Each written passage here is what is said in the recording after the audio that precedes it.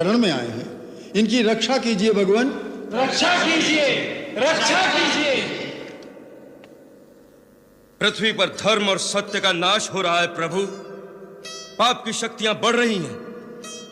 राक्षसों का राजा रावण अहंकार के मद में चूर होकर तीनों लोगों को अपने पांव तले रौंदने को तैयार है।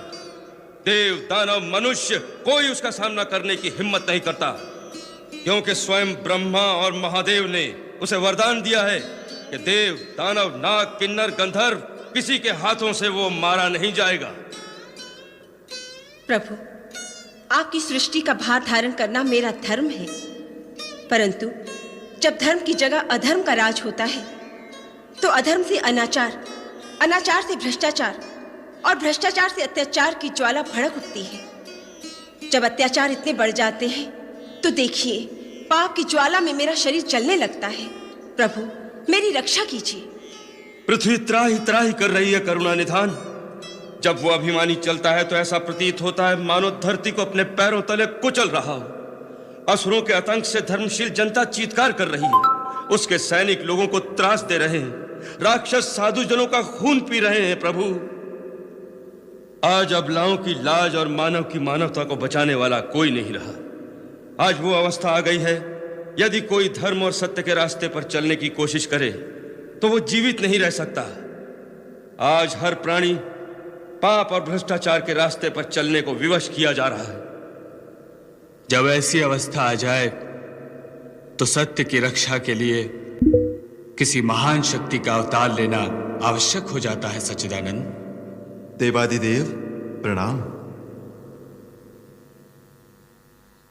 हे सर्वेश्वर, आपने जो कर्म का विधान बनाया है उसके अनुसार जो भी श्रम करेगा, परिश्रम करेगा, तपस्या करेगा, उसे शक्ति अवश्य प्राप्त होगी। उसी विधान को निभाना आपका कर्तव्य है प्रभु। धरती पर जब भी कोई जालिम प्राणी मात्र को अपने चरणों में झुकने पर मजबूर कर देता है तो एक सच्चा इंसान उसके सामने झुकने से इनकार कर देता है, क्योंकि उसे विश्वास होता है कि ऊपर कोई शक्ति है जो उसके साथ न्याय करेगी, उसकी रक्षा करेगी। जिस दिन यह विश्वास टूट जाएगा कि अंत में सच्चाई की जीत होती है, उस दिन कोई धर्म के रास्ते पर नहीं चलेगा। समाज बिखर जाएगा। धरती, सूर्य, चंद्रमा अपना अपना रास्ता बदल देंगे। सृष्टि का सारा क्रम अस्त व्यस्त हो जाएगा। देवगुरु बृहस्पति ठीक कहते हैं प्रभु। यही वो समय है जब ईश्वर का अवतार लेना आवश्यक होता है।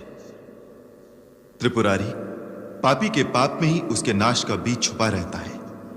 जो रावण यह समझता है कि उससे बढ़कर कोई शक्ति नहीं रही, उसका नाश भी उसी अहंकार में छुपा हुआ है। उस अहंकार के कारण उसने वरदान मांगते समय मनुष्य और बानर के हाथों न मरने का वरदान नहीं मांगा था।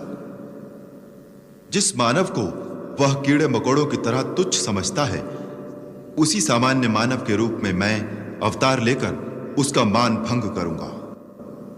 हम अपनी कलाओं सहित अयोध्या नरेश दशरथ के घर में जन्म लेंगे और असुरों के अत्याचारों से पृथ्वी की रक्षा करेंगे, ताकि धरती पर जहां भी लोग सत्य और धर्म का साथ दें, वहां उन्हें एक ही विश्वास हो कि अंत में सच्चाई की जय होगी।